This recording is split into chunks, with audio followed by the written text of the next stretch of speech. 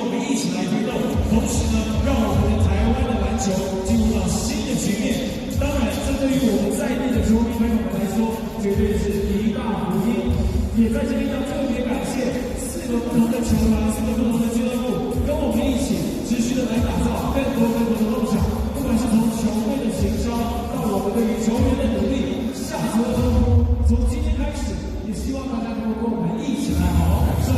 而在今年2020年，在全球各地持续的受到了不同的挑战，我们能够在疫情肆虐的这一个时局当中，能够让我们的特色如期开赛。